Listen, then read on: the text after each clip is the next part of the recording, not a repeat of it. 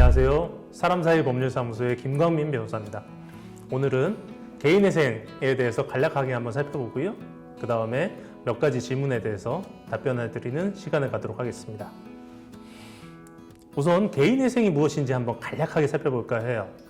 개인회생은 그 채무에 한계가 있습니다. 담보채무 같은 경우, 예를 들면 주택담보대출처럼 뭔가 담보가 잡혀있는 채무 같은 경우는 10억까지 가능하고요. 담보가 없는 채무들, 가장 대표적인 것이 신용대출 같은 경우 혹은 카드대출, 카드 사용 대금 이런 부분들이 있겠죠. 이런 부분 같은 경우는 5억까지가 가능합니다. 이렇게 5억, 10억이 넘어가는 채무 같은 경우는 개인회생으로 조정할 수 없다는 점을 알아두셔야 될 것 같습니다. 다음으로는 개인회생이라는 것은 주기적으로 돈을 갚아나가도록 하는 제도이기 때문에요. 장래에 앞으로 다달이 주기적으로 어느 정도 수입이 있거나 혹은 지금 당장 없더라도 다음 달부터는 수입이 있을 것 같습니다 라는 예상이 되는 사람들만 개인회생을 할 수가 있습니다. 세 번째는 이런 식으로 내 수입 중에 생계비를 뺀 나머지 금액들을 매달 갚아 나가면 3년이 되는 시점에 혹은 특수한 경우는 5년까지 가기도 하는데요. 이렇게 3년이 되는 시점에 그때까지도 갚지 못한 나머지 채무에 대해서는 면책, 즉 탕감시켜주는 제도가 개인회생 제도입니다. 다음으로는 개인회생의 목적을 한번 살펴볼까 해요. 제가 개인회생이 무엇인가 라는 이야기를 하면서 개인회생의 목적을 굳이 이야기하는 것은 개인회생의 목적을 명확하게 알고 계셔야 개인회생에 올바르게 접근할 수 있고 개인회생에 올바르게 접근을 해야 개인회생 제도를 통해서 돈을 갚아나가고 최종적으로는 면책까지 받을 수 있기 때문에 그렇습니다. 이 개인회생의 목적을 오해하시고 잘못 접근했을 경우에는 개인회생을 통해서 빚을 조정할 수 없는 그런 안타까운 상황에 이를 수도 있어요. 그렇기 때문에 개인회생의 목적에 대해서 명확하게 아시는 것이 매우 중요합니다. 많은 분들이 개인회생이 그건 빚을 깎아주는 거 아니야? 그건 빚을 탕감해 주는 거 아니야? 라고 생각하는 경우가 있는데요.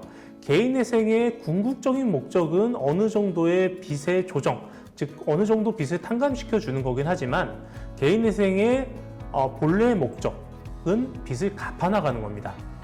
즉 내가 지금 현재 이 정도 수준의 빚에서는 빚을 갚을 수 없으니 내가 정말 열심히 해서 빚을 갚을 수 있는 수준으로 조건을 맞춰주고 그렇게 해서 빚을 갚았을 경우에 나머지 빚에 대해서는 탕감시켜주는 제도, 그것이 개인회생입니다.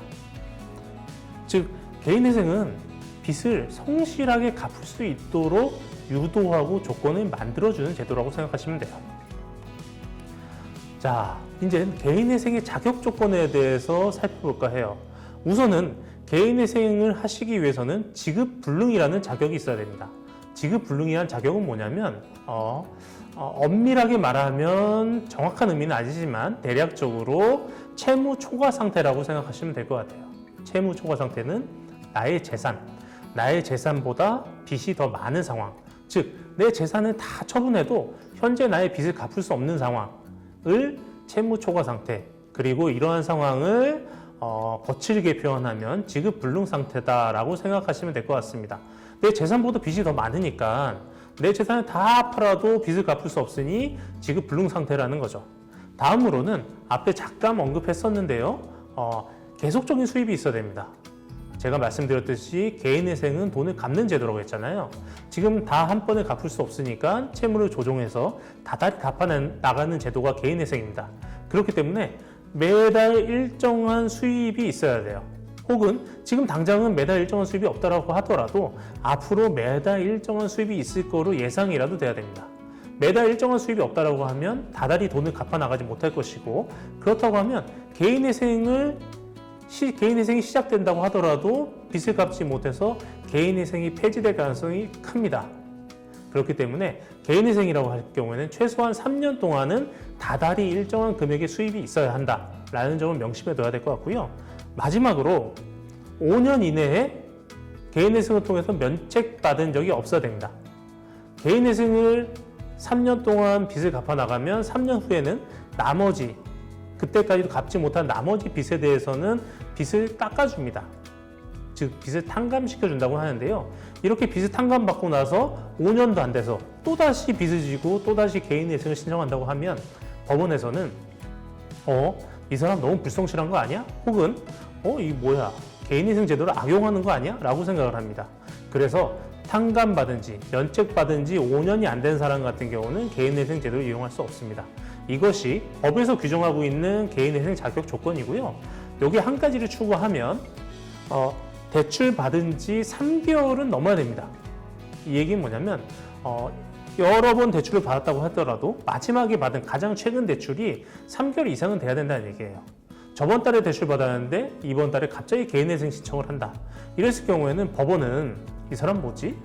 이 사람 빚을 갚을 생각도 없이 돈을 빌리고 바로 개인회생 신청한 거 아니야? 이렇게 생각할 수 있어요. 그래서 법원이 이렇게 오해했을 경우에는 개인회생이 인가되기 어렵습니다.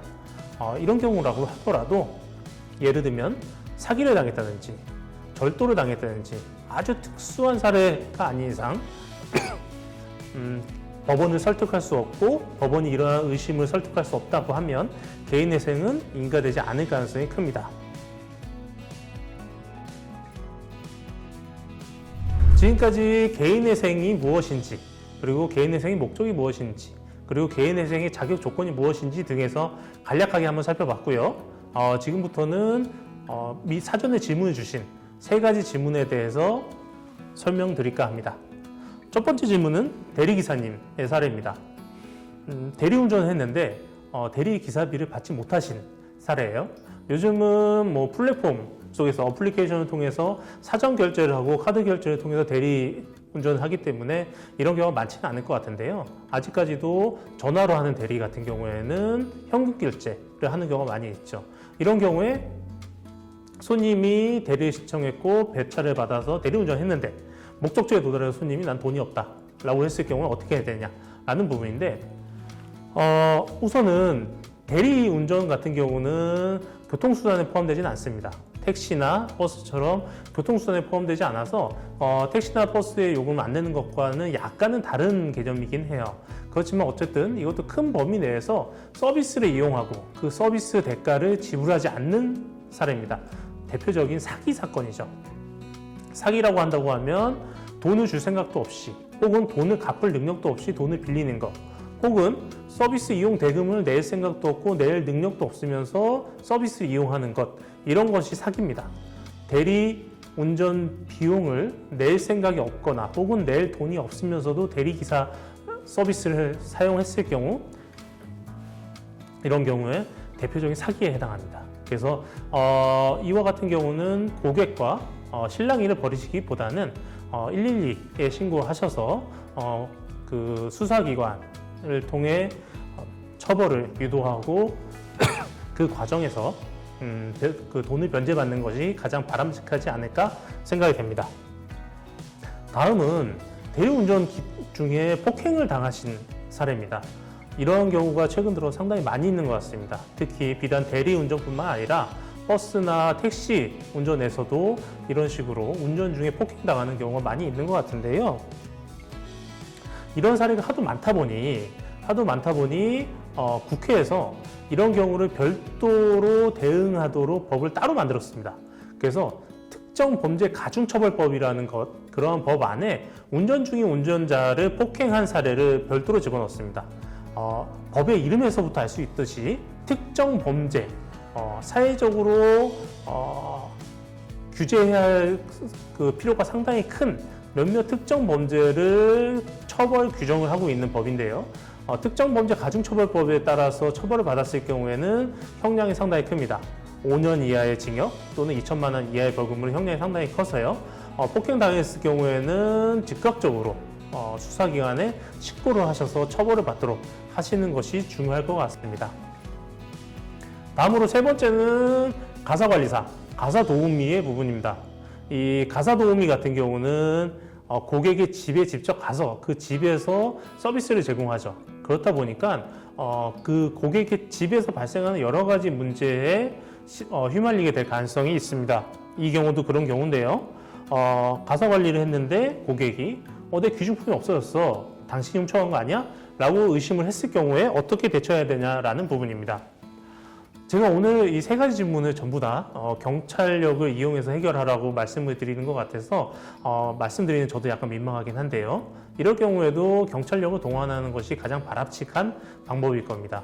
무슨 얘기냐면 크게 두 가지로 나눠 봐야 될 것 같은데, 고객의 집에서 현장에서 문제가 발생했을 경우에 내가 서비스를 다 끝내고 집에 가려고 했는데 갑자기 고객이 내 귀중품이 없어졌어요, 당신 훔쳐간 거 아니에요? 라고 하면서 집에 못 가게 막고 있을 때, 이럴 경우에는 그 감금죄가 성립될 수 있습니다.